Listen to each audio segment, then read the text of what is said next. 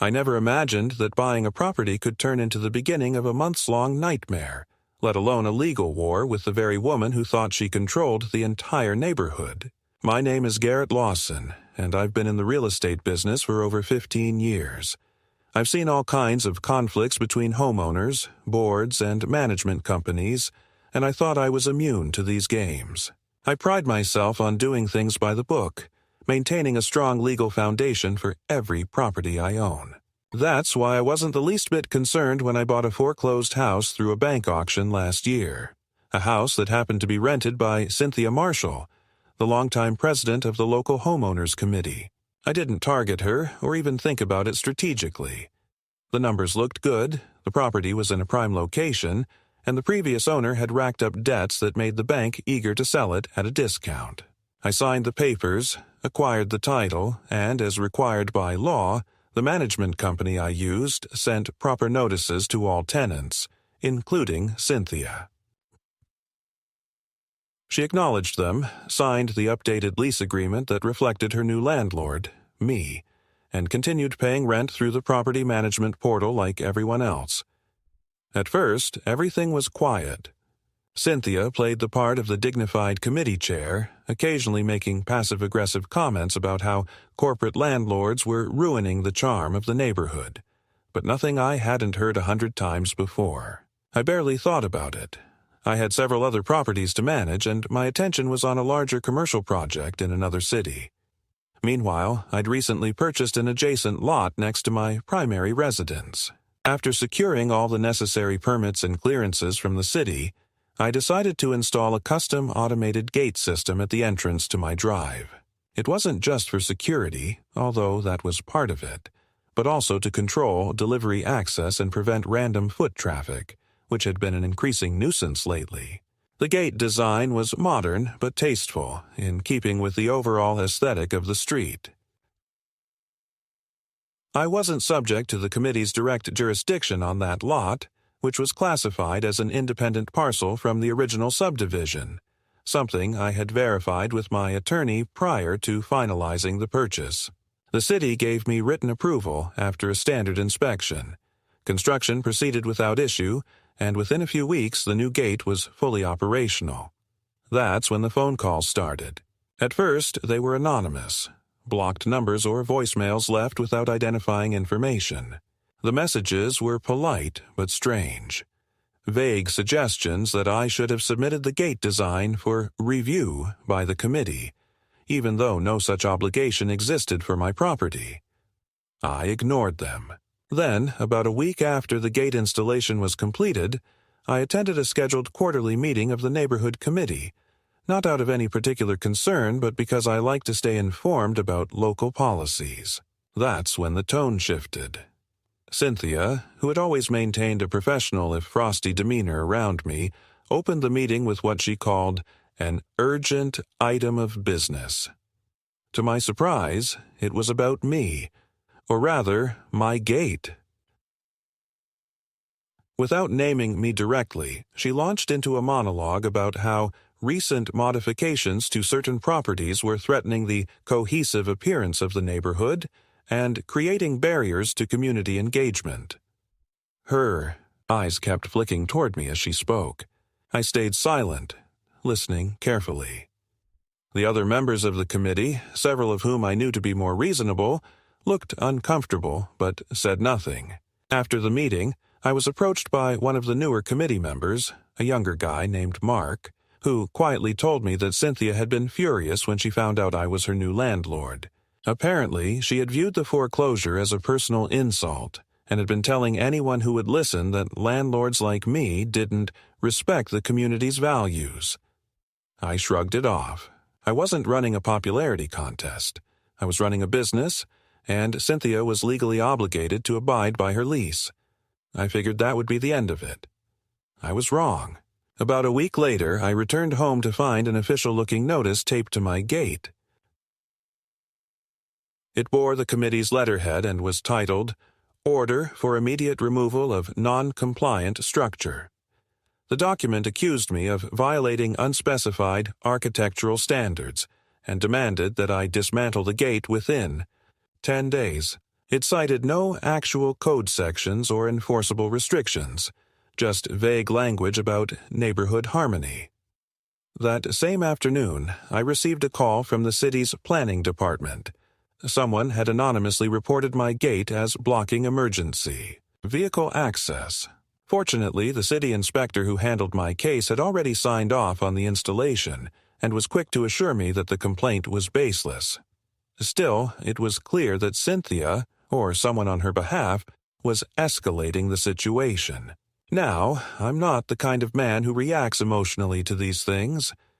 I called my attorney and my property manager, documented everything meticulously, and scheduled a follow-up inspection with an independent fire code consultant, just to be thorough.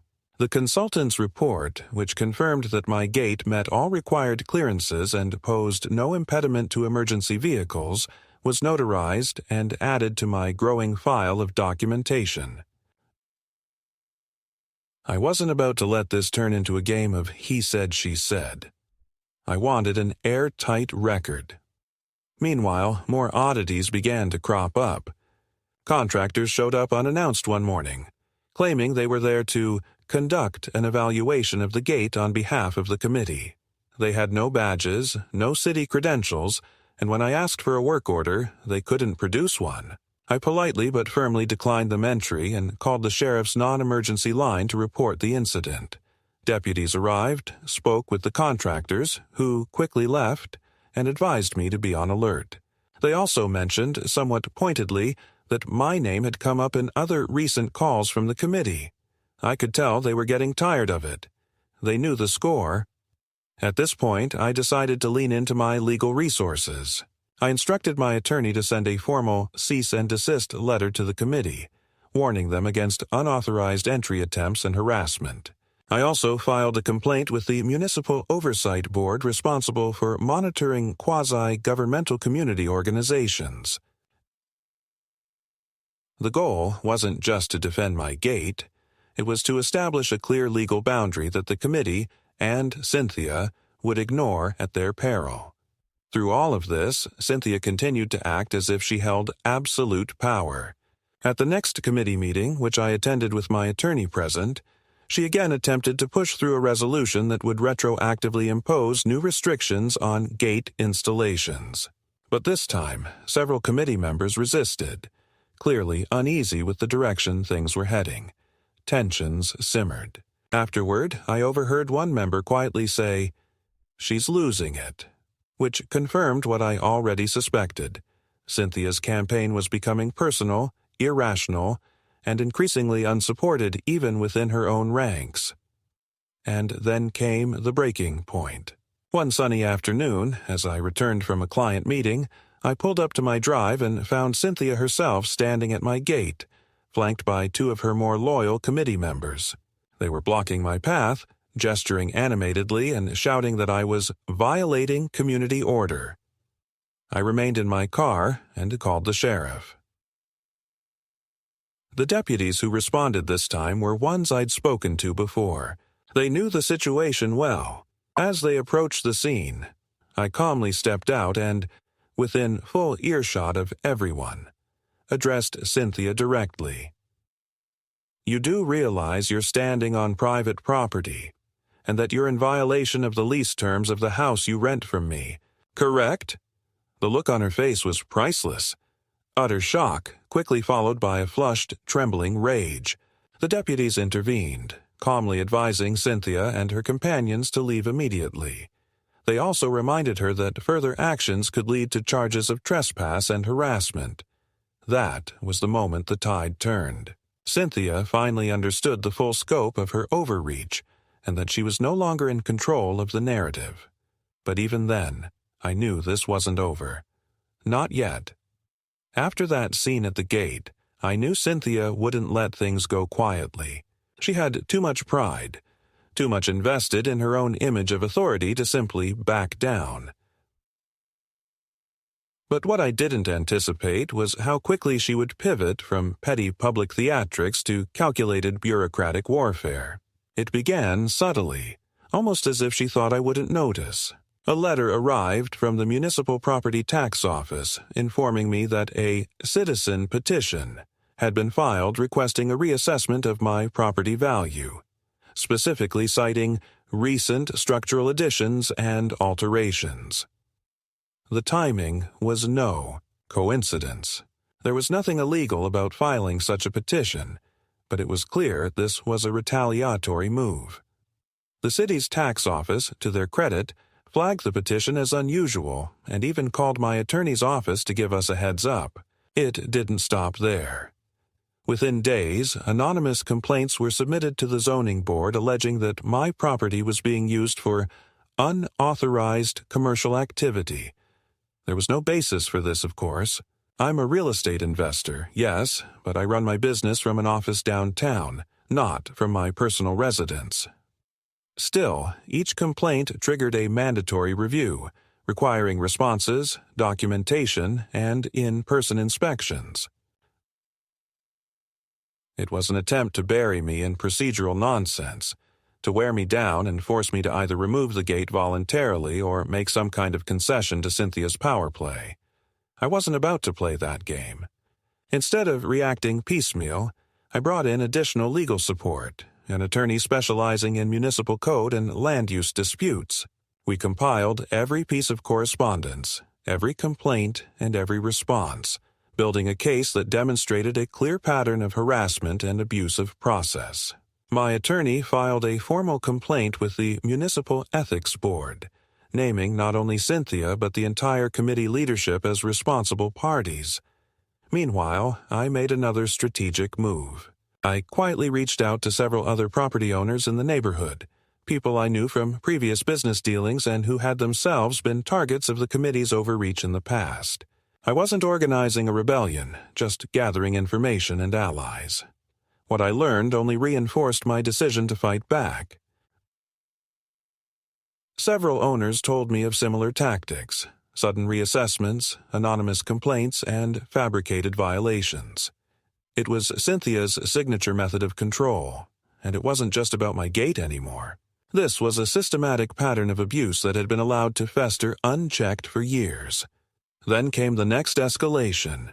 Late one evening, my property management company forwarded me a notice that had been hand-delivered to Cynthia's rental property, the one she leased from me. It was from the committee, announcing a mandatory inspection of all properties within the community to ensure compliance with recently updated architectural standards. The inspection was scheduled for the following week, and my property was listed at the top of the agenda. The kicker: the so-called updated standards hadn't been formally adopted, nor had they been properly published or recorded with the city, which is a legal requirement. My attorney immediately sent a cease and desist letter, warning the committee that any attempt to enter my property under these pretexts would constitute trespass. We also filed for an injunction to block the inspection until the legal validity of the updated standards could be reviewed. At this point, even some members of the committee were beginning to question Cynthia's judgment.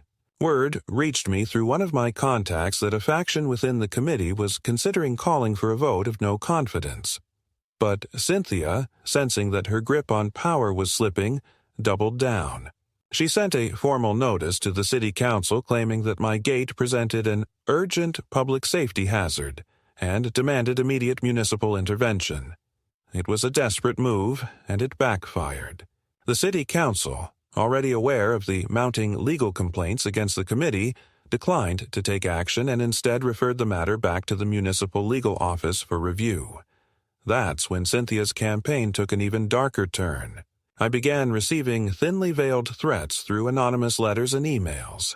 Things like, "You should think carefully about how your properties are perceived by the community," and "It would be unfortunate if future investments faced unexpected obstacles." I forwarded everything to my legal team and to the sheriff's office. The deputies assured me they were taking the threats seriously and increased patrols in the area as a precaution. Through all of this, I maintained my composure. I kept meticulous records, relied on my attorneys, and refused to be baited into public confrontations. But privately, I was preparing for the next phase. I knew Cynthia wouldn't stop unless she was forced to, and that meant not just defending my property but challenging her leadership of the committee itself. My attorneys and I began drafting a comprehensive legal action, a civil suit alleging abuse of power, harassment, and interference with lawful property use. The suit would seek not only injunctive relief but also damages and attorneys' fees. Meanwhile, the Municipal Ethics Board opened a formal investigation into the committee's conduct. The board requested all meeting minutes, correspondence, and financial records for the past 2 years. This was a significant development. For the first time, Cynthia was facing scrutiny from an external authority she couldn't control. The cracks were beginning to show. But just when I thought the situation had reached its peak, Cynthia made one more reckless move, one that would ultimately seal her fate. On a Saturday afternoon, while I was away at a conference, Cynthia led a group of her most loyal committee members onto my property, bypassing the gate and entering the front yard under the pretense of conducting an emergency visual inspection. My security system recorded the entire incident. When I returned and reviewed the footage, I immediately contacted the sheriff's office and my attorney. The deputies responded promptly, interviewed witnesses, and took statements. My attorney filed an emergency motion for a protective order against further unauthorized entry. The stage was now set. Cynthia's actions had crossed a legal line, and there was no turning back. What had begun as a petty campaign against a gate had evolved into a full-scale legal and political battle. A battle I was now fully prepared to win. In the weeks that followed Cynthia's unauthorized intrusion onto my property, the atmosphere in the neighborhood shifted perceptibly. What had previously been an undercurrent of tension now surfaced in open hostility from certain quarters, while other residents began reaching out to me quietly, expressing their concern and, in some cases, their support. The footage of the so-called emergency inspection had been a turning point. My legal team filed the protective order swiftly, and the sheriff's department treated the matter seriously, documenting the incident and initiating a formal report. This wasn't just about property rights anymore. It was about abuse of authority and personal harassment, and Cynthia had handed us exactly the evidence we needed. Yet, as anyone who's dealt with entrenched bureaucratic figures knows, individuals like Cynthia don't simply retreat when faced with legal pressure. They adapt, looking for new angles of attack. The following escalation came not in the form of another overt trespass, but through a subtler, more insidious mechanism, the weaponization of regulatory process. It began with a flurry of official-looking notices sent not just to me, but to several of my tenants across other properties I owned in the neighborhood. These notices alleged various minor infractions: trash cans left too long at the curb, landscaping not in harmony with community standards, exterior lighting considered too bright. Each notice carried the implicit threat of escalating fines and committee hearings. The sheer volume of complaints, all arriving within days of each other, made the intent unmistakable. This was coordinated retaliation, designed to overwhelm me with administrative hassles and sow unrest among my tenants. It was a transparent attempt to pressure me into submission by threatening my broader business interests. I responded systematically. My property management team reviewed each notice, documented compliance where applicable, and filed formal rebuttals to the committee. Where necessary, we engaged independent inspectors to certify that properties met all relevant codes and standards. I also made a strategic decision to inform my tenants about what was happening, not in inflammatory terms, but with transparency. I explained that the complaints appeared to be part of an ongoing dispute between myself and certain elements within the committee leadership, and that I was taking every legal step to protect their rights as tenants and maintain the quality of their living environment. The response was overwhelmingly positive. Many tenants appreciated the candor and expressed frustration with the committee's tactics, which they had encountered in other contexts as well. Meanwhile, the Municipal Ethics Board's investigation gained momentum. Requests for records expanded to include email correspondence and personal communications among committee members. Word spread that the board had discovered discrepancies between official meeting minutes and informal discussions held off the record, a potential violation of open governance statutes. The pressure on Cynthia mounted, but instead of backing down, she appeared to double down in desperation. In a particularly brazen move, the committee issued a notice scheduling a special hearing to review the status of my properties within the community, including whether they complied with current ownership and use standards. The language was vague, but the implication was clear. They were attempting to lay the groundwork for punitive action, potentially even seeking to revoke my membership rights or impose conditions on my property use. Legally, this was nonsense. My properties were fully compliant with all recorded covenants, and any attempt to alter their status retroactively would not withstand judicial scrutiny. But the tactic was shrewd in its own way. The hearing was intended as a public spectacle, a forum where Cynthia could rally her remaining supporters and try to paint me as an outsider disrupting the neighborhood's supposed harmony. It was classic demagoguery, designed to influence perception rather than law. I prepared accordingly. My attorneys issued a preemptive legal notice to the committee, warning that any adverse actions arising from the hearing would trigger immediate litigation. We also arranged for a court reporter to transcribe the proceedings in full, an unusual step for such hearings, but entirely within our rights. On the day of the hearing, I attended in person, accompanied by my lead counsel and a few trusted colleagues. The room was tense, filled with committee loyalists and curious residents. Cynthia presided with her usual imperious air, but it was clear the strain was beginning to show. Her opening remarks were a mix of legal jargon and veiled personal attacks, attempting to frame the dispute as a matter of community integrity. When my turn to speak came, I remained composed. I presented the legal facts succinctly, the full compliance of my properties, the documented harassment campaign, and the ongoing municipal investigation. I reminded the Assembly that any attempt to take punitive action without proper legal basis would not only be unlawful, but could expose individual committee members to personal liability. The presence of the court reporter added weight to my words. The dynamic in the room shifted noticeably. Several committee members exchanged uneasy glances, and a few who had previously supported Cynthia's motions abstained from the final vote. No punitive action was taken that day.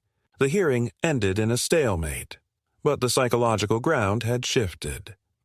Outside the meeting, I was approached by two committee members who, in quiet tones, expressed regret over how far things had escalated. They hinted at internal divisions, with some members growing increasingly uncomfortable with Cynthia's aggressive tactics. It was an opening, a sign that the monolithic front she had projected was beginning to fracture. Still, I knew better than to let my guard down. People like Cynthia often become most dangerous when their authority is threatened. In the days that followed, the retaliation shifted to a new front.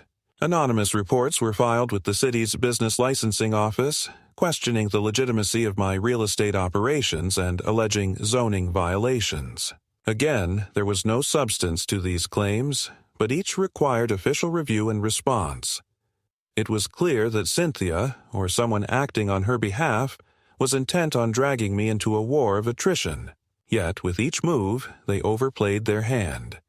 The pattern of coordinated harassment was now so well documented that it strengthened my legal position with every passing week. At the same time, the Municipal Ethics Board's investigation reached a critical juncture. Preliminary findings indicated multiple procedural violations within the committee's governance, including failure to maintain proper records, unauthorized communications influencing committee votes, and potential conflicts of interest related to vendor contracts. The board scheduled formal interviews with several committee members under oath. Rumors circulated that at least 2 members were prepared to cooperate fully in exchange for leniency. Against this backdrop, I remained steady in my approach. I continued to document everything meticulously, communicated regularly with my attorneys, and refrained from engaging in public confrontations. The goal was not merely to defend my rights, but to dismantle the apparatus of abuse in a manner that would stand up to legal and institutional scrutiny. I was playing the long game, and the deeper Cynthia entangled herself in questionable actions, the stronger my position became. Then came the next turning point, one that underscored just how deeply personal this conflict had become for Cynthia. I received a letter from her attorney, delivered via certified mail. It was not an official legal action, but a thinly veiled threat, accusing me of creating a hostile environment, and suggesting that my ownership of her rental property constituted a conflict of interest requiring review by an impartial third party. The irony was palpable. I had conducted every aspect of the rental in strict accordance with the lease and applicable law, while Cynthia had repeatedly violated both legal norms and ethical standards. Rather than respond in kind, my attorneys prepared a comprehensive rebuttal and filed an additional complaint with the Municipal Oversight Board, specifically addressing Cynthia's misuse of her committee position in matters related to her personal tenancy. The move placed her in an even more precarious position. Now the issue was not just about my properties or the gate, but about her own conduct as a tenant and an official, conduct that was now under formal review by multiple agencies. As I prepared for the next phase of the legal battle, I reflected on how far things had come from that initial, seemingly trivial dispute over a gate.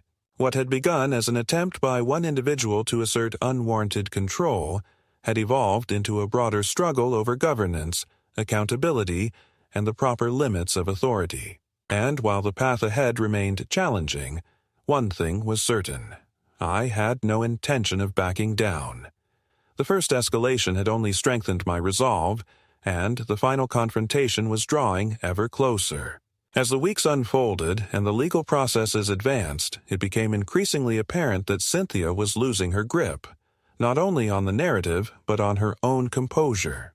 The Municipal Ethics Board had begun conducting private interviews with committee members, and through my attorney's channels I learned that several individuals were now openly cooperating with the investigation.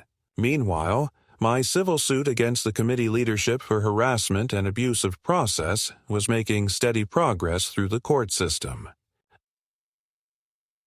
The protective order on my property remained in effect, and the sheriff's department maintained an active presence in the neighborhood, further limiting Cynthia's room for maneuvering. But even as the legal battle shifted in my favor, I knew that people like Cynthia rarely retreat quietly. They look for unexpected angles, unconventional means of reasserting dominance. I anticipated another wave of retaliation. What I did not expect was the sheer brazenness of her next move. Without any prior warning, I received an official-looking packet from an unfamiliar law firm. Inside was a demand letter, not addressed to me personally, but to the corporate entity under which I owned several of my properties in the community. The letter alleged that my company was in violation of a neighborhood corporate ownership restriction, a clause Cynthia's faction had apparently attempted to insert retroactively into the community's bylaws during a hastily convened closed-door meeting.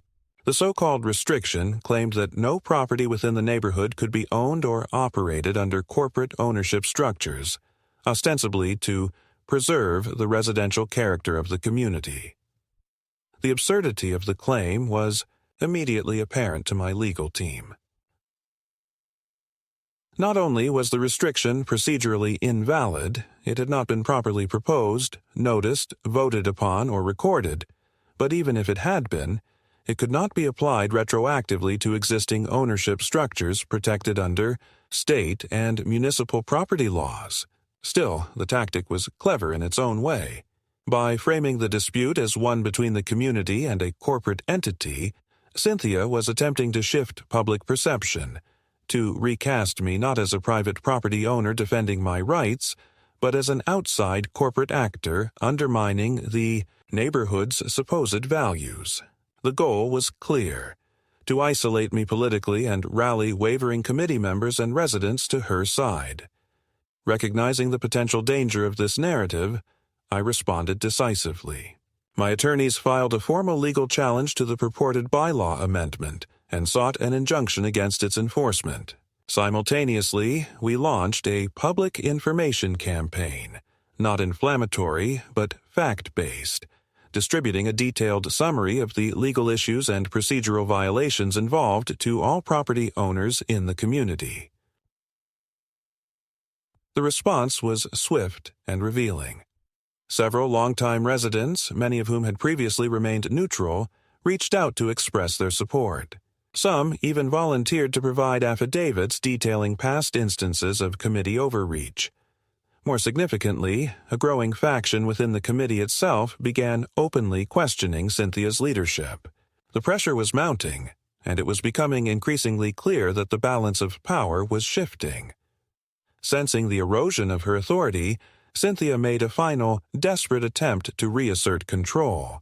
She called for an emergency closed session of the committee, with the stated purpose of reviewing community governance issues. The agenda was deliberately vague, but through contacts within the committee, I learned that one of the key items was a proposal to initiate eviction proceedings against me as a landlord, using a convoluted interpretation of the community's rental restrictions. The irony was staggering.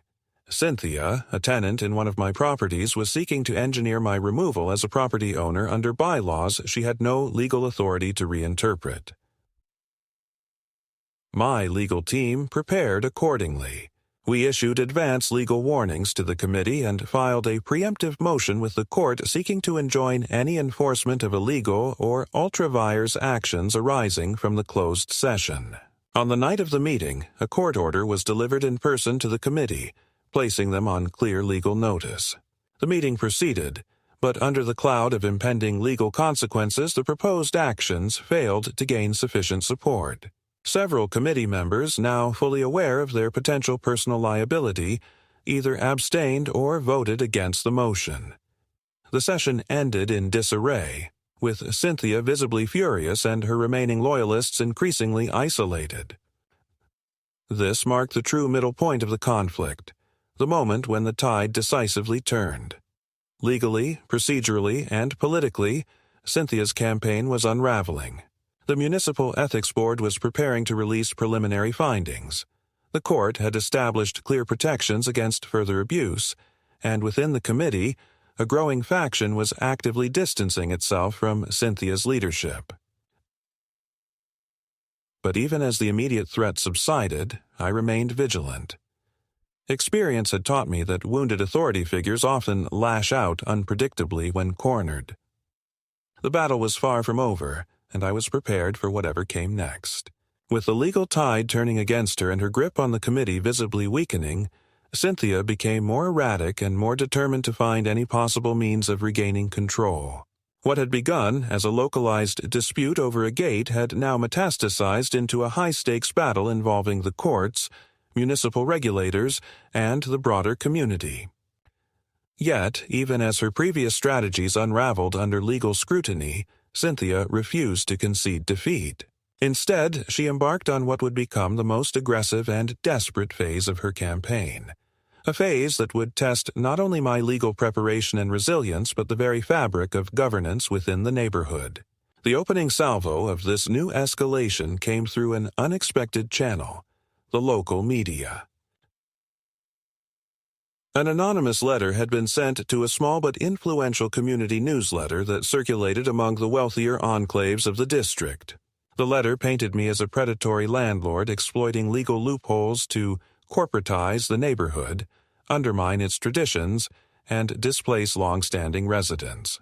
It referenced the ongoing legal disputes in vague but inflammatory terms, and suggested that a broader investigation into my business practices was warranted. While the letter was unsigned, its language bore the unmistakable hallmarks of Cynthia's style, heavy on moralistic rhetoric, light on factual accuracy. The newsletter's editor, to their credit, contacted me for comment before publication. I provided a detailed rebuttal, supported by public records and legal documentation, which ultimately led the editor to spike the story. But the incident signaled a dangerous shift. Cynthia was now trying to fight the battle on the plane of public perception, seeking to turn uninvolved residents against me and galvanize a last-ditch resistance to her declining authority. Recognizing the potential for this tactic to gain traction, my team acted swiftly. We expanded our outreach efforts, providing clear, factual updates on the legal proceedings and the ethical violations under investigation. Importantly, we kept the tone professional and restrained, avoiding the trap of personal mudslinging. Our goal was to reinforce the legitimacy of our position, to show that we were defending not only my rights but the integrity of the community governance itself. The response from residents was encouraging. More and more property owners expressed frustration with the committee's conduct and with Cynthia's increasingly unhinged behavior. Several organized an informal petition calling for a full audit of the committee's finances and governance practices, a move that carried significant legal weight under the community's own charter. Faced with this growing internal opposition, Cynthia lashed out in new and unexpected ways. The next escalation came in the form of coordinated code enforcement actions. Suddenly, multiple city agencies began receiving anonymous complaints about my properties, not just in the contested neighborhood but in other districts as well. These complaints alleged building code violations, unpermitted work, and even environmental hazards. Each complaint triggered mandatory inspections, diverting time and resources and forcing my management team to respond to a barrage of inquiries. While none of the inspections uncovered any substantive violations, my properties were meticulously maintained and fully compliant. The sheer volume of activity was disruptive and costly. It soon became clear that the complaints were part of a deliberate campaign. Patterns emerged, similar language used in different complaints, the same handful of pseudonymous names attached to multiple filings, all clustered around the same time frames. My attorneys compiled this evidence and presented it to the Municipal Oversight Board and to the court handling our civil suit. The growing body of documentation reinforced our case that Cynthia was orchestrating a systematic effort to harass and disrupt my lawful business operations. Yet, even as the legal case strengthened, the personal strain intensified. My tenants began reporting that they were being approached by individuals claiming to represent concerned community members. These individuals attempted to sow fear, suggesting that continued association with me as their landlord would expose them to legal and financial risks. In some cases, they hinted that future lease renewals might be blocked or that property values could decline. It was a clear attempt at intimidation, targeting not just me, but the livelihoods of those who relied on me for housing. In response, I convened a meeting with my tenants, offering transparency and reassurance. I explained the nature of the dispute, the legal protections in place, and my unwavering commitment to upholding their rights. I also provided contact information for my attorneys, should any tenant face further harassment. The tenants, many of whom had already endured similar tactics in the past, expressed solidarity and support. Parallel to these developments, the Municipal Ethics Board moved into the final phase of its investigation. Subpoenas were issued for financial records, including vendor contracts and expense reports related to committee activities. Preliminary findings indicated irregularities, payments made without proper authorization, conflicts of interest involving vendors connected to Cynthia's personal associates, and discrepancies between recorded budgets and actual expenditures. The investigation now had teeth, and it was only a matter of time before formal charges or sanctions would be recommended. Sensing the walls closing in, Cynthia launched what would prove to be her most reckless maneuver yet. In a move that stunned even her remaining allies, she attempted to convene an emergency community referendum, a rushed, poorly publicized vote on a package of bylaw amendments that would have granted the committee sweeping new enforcement powers, retroactively legitimized past actions, and imposed punitive restrictions on corporate property ownership and rental practices. The referendum was a blatant power grab, designed to circumvent the courts and solidify Cynthia's control before the ethics board could act. But in her haste, Cynthia made critical errors. The referendum process violated multiple procedural requirements under both the community charter and municipal law. Notices were sent with insufficient lead time.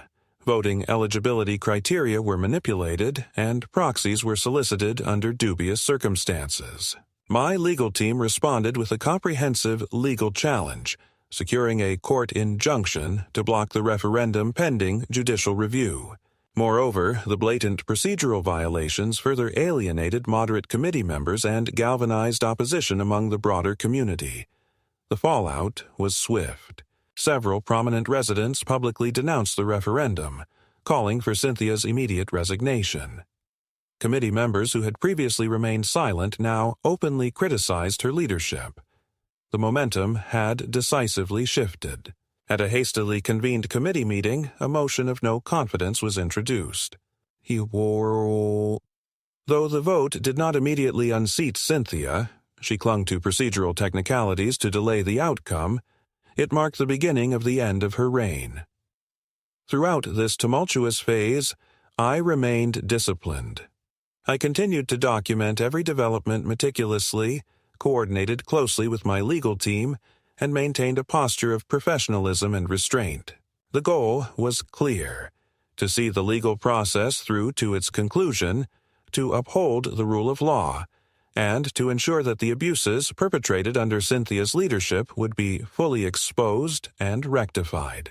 As the second escalation reached its peak, the stage was set for the final confrontation. The Municipal Ethics Board prepared to release its formal findings. The court was moving toward a substantive hearing on the civil suit. And within the community, a growing coalition of residents and reform-minded committee members stood ready to chart a new path forward. The battle was far from over, but the tide had turned irreversibly. The forces of accountability, transparency, and lawful governance were now firmly in motion, and Cynthia's desperate machinations could no longer forestall the inevitable reckoning that lay ahead. The weeks leading into the final hearing were a whirlwind of legal filings, committee infighting, and rising community tension.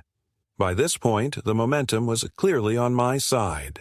The Municipal Ethics Board had completed its investigation and was preparing to release an official report that would undoubtedly contain damning findings against Cynthia and several of her closest allies.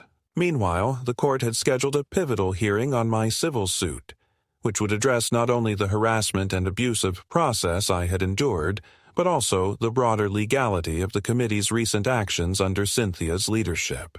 My legal team was prepared, our evidence was overwhelming, and the community was watching closely. Still, I knew better than to underestimate Cynthia. She had proven repeatedly that when cornered, she would lash out with little regard for propriety or consequence. On the morning of the hearing, a final act of defiance unfolded.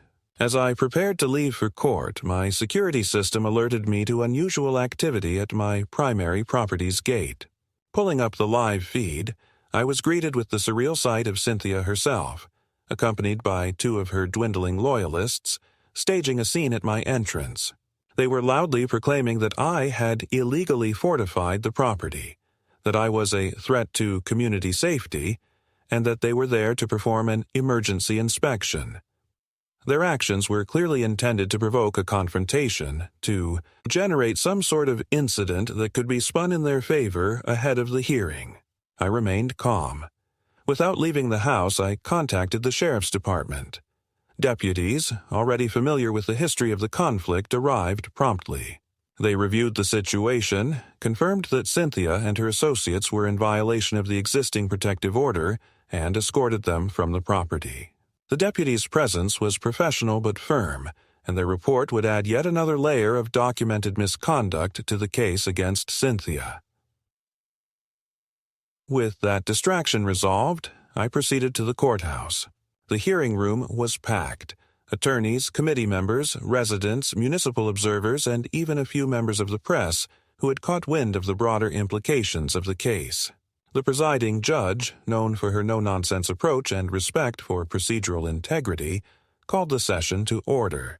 My lead attorney opened with a comprehensive presentation, meticulously detailing the timeline of events, the pattern of harassment, the procedural violations, and the personal targeting I had endured. Exhibits included video evidence of the unauthorized property entries, records of the fraudulent bylaw amendment attempts, documentation of the anonymous complaint campaign, and testimony from tenants and other property owners who had been targeted.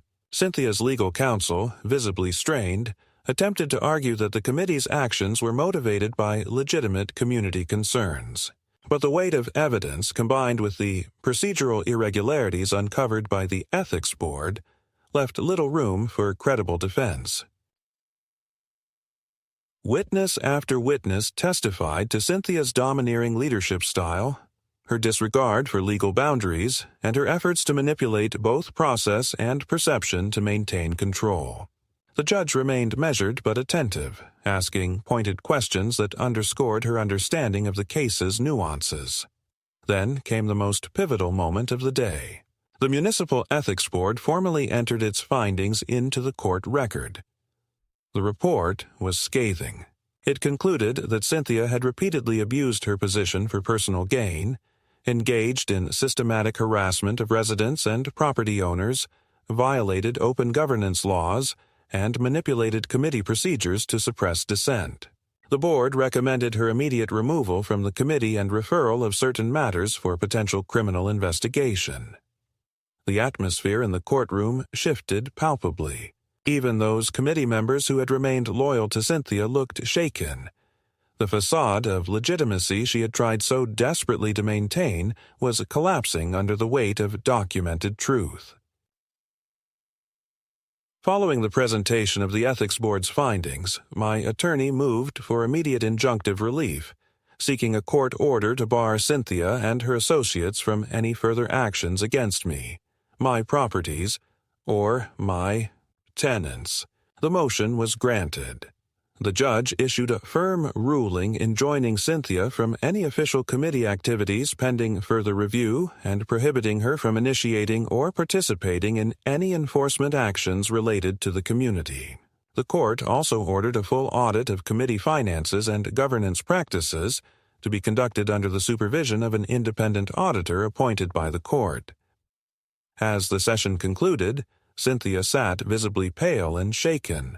The reality of her situation had finally pierced the veil of her arrogance.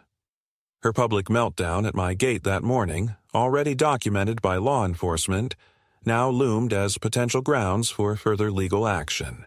The committee, now fractured and leaderless, faced a period of mandatory reorganization under court oversight. For the first time since this conflict had begun, the path to genuine reform was open. Walking out of the courthouse that day, I felt a profound sense of vindication, not just for myself, but for the principles of lawful governance and accountability that had guided my response from the beginning. It would have been easy at various points to retaliate emotionally, to descend into the same tactics Cynthia had employed, but by maintaining discipline, adhering to legal process, and trusting in the strength of documented truth, we had secured a victory that would resonate far beyond this single dispute.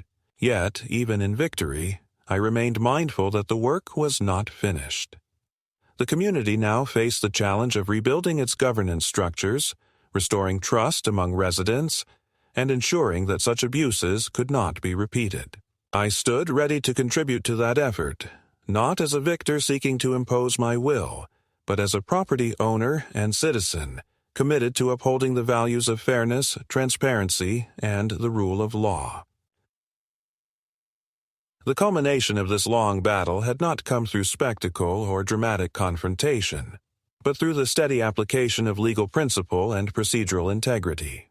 And in that there was a deeper victory, one that would endure long after the headlines faded.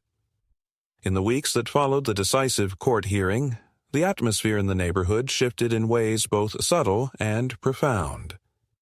The immediate legal restraints placed on Cynthia rendered her effectively powerless within the committee.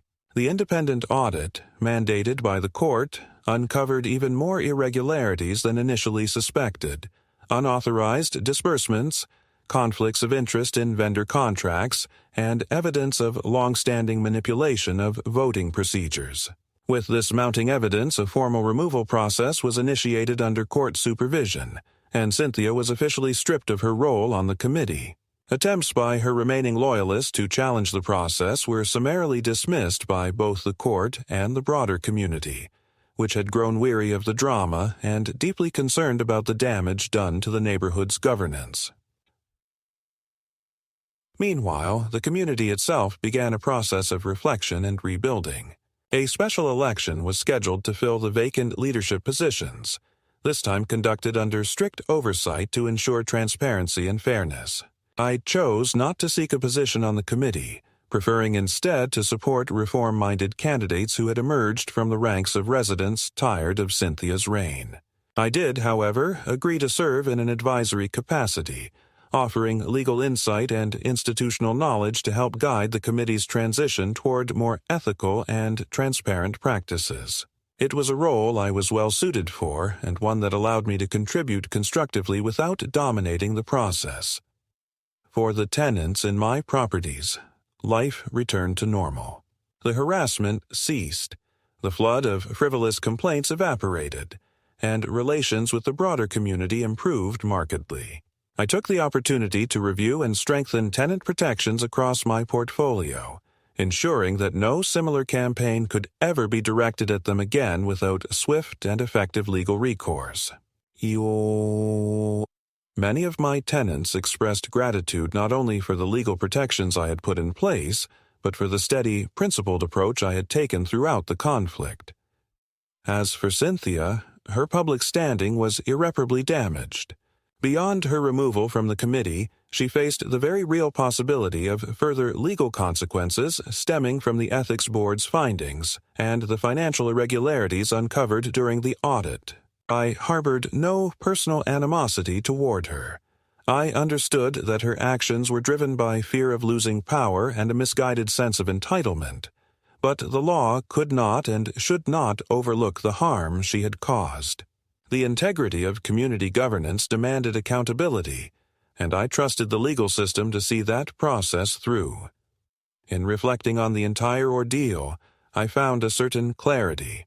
The battle had been grueling, at times exhausting, but it had affirmed the importance of standing firm in the face of abuse and corruption. It had reinforced my belief in the value of legal process, documentation, and disciplined response over emotional reaction.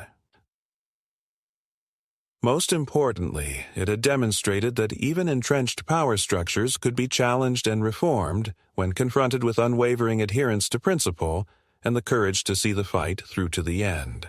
The neighborhood, once mired in division and dysfunction, began to heal. Open forums replaced secretive meetings, financial reports were published transparently, and residents who had previously disengaged now took an active interest in community affairs. The lessons of the past months would not be forgotten. The reforms implemented would serve as safeguards against future abuses, ensuring that no individual, regardless of position or influence, could again wield unchecked power over the community. As for me, I returned to the business of managing my properties and investing in the community with a renewed sense of purpose. The experience had strengthened my resolve and deepened my understanding of both the legal and human dimensions of property ownership and community relations. The gate that had once been the spark of this entire conflict remained in place, a simple, functional symbol of lawful ownership and the right to protect one's property within the bounds of the law. But beyond the physical gate, the greater victory lay in the affirmation of those principles that underpin a just and accountable community. In the end, the story was not one of personal triumph, but of the triumph of process, integrity, and the rule of law. It was a reminder that even in the face of relentless opposition, one can prevail by standing firmly on the foundation of documented truth Principled Action and Unwavering Commitment to Justice. The chapter had closed, but the lessons would endure, shaping a stronger, more resilient community for years to come.